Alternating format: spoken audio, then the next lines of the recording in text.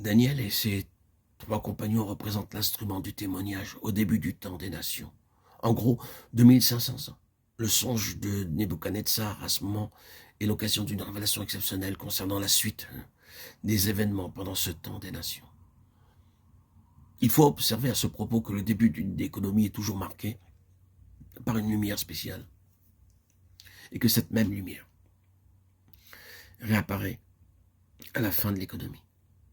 Mais elle réapparaît avec un caractère particulier d'insistance de la part de Dieu, insistance portant sur la nécessité de conformer sa vie à la lumière reçue. De même, les conditions générales qui prévalent au début d'une économie se remarquent également à la fin de cette économie. Ainsi, au début du temps des nations, nous voyons Joachim, roi de Juda, mais déjà tributaire de Nebuchadnezzar, tailladé avec un canif et jeté au feu la parole de Dieu. Jérémie 36, 23. Et aujourd'hui, à la fin des temps des nations, que voyons-nous? Nous voyons les représentants officiels de Dieu sur la terre rejeter aussi la parole de Dieu. Le livre de Daniel met en évidence plusieurs réalités très caractéristiques du temps des nations, en particulier les suivantes. Le gouvernement du monde du côté humain est entre les mains des nations et de leurs chefs. La souveraineté du royaume des cieux se manifeste de temps à autre avec une parfaite évidence. Ces interventions sont toutes en rapport immédiat ou lointain avec une personne appelée ici Fils de l'homme. Il faut voir la personne pour avoir la clé du livre. Malgré tous leurs péchés, leur antagonisme contre Dieu, les gouvernements du monde sont tous dans sa main. Et il fait tout converger vers la venue de son Fils. Au milieu des nations et de leur gloire passagère, le gouvernement de Dieu s'affirme par le moyen d'un instrument en main, le témoignage de Jésus qui est l'esprit de la prophétie.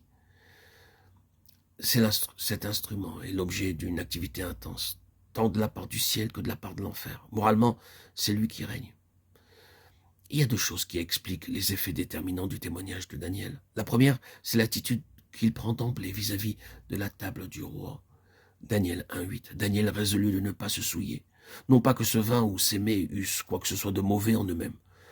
Ce qui les rendait tels, c'étaient les libations et les sacrifices cérémoniels qui les reliaient au culte des faux dieux, c'est-à-dire à une religion dont Satan a toujours été l'animateur. Les vases et les coupes de la maison de Dieu ont été profanés. Daniel 1,2. Et Daniel se refuse à faire le moindre compromis avec un système spirituel qui de tout temps s'est dressé contre Dieu. Ainsi, le témoignage de Jésus représente une position prise contre un certain ordre de choses. Aucune vie ne peut être féconde spirituellement, aucune existence ne peut faire progresser le témoignage de Jésus ou hâter la consommation du dessein de Dieu si elle n'occupe pas une position de séparation absolue vis-à-vis de cet ordre de choses. Un seul contact douteux et toute la puissance du Dieu des cieux par cet instrument est mise en échec.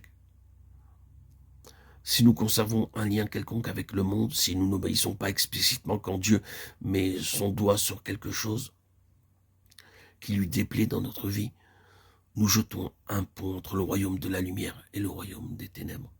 Et l'ennemi ne manquera pas de le franchir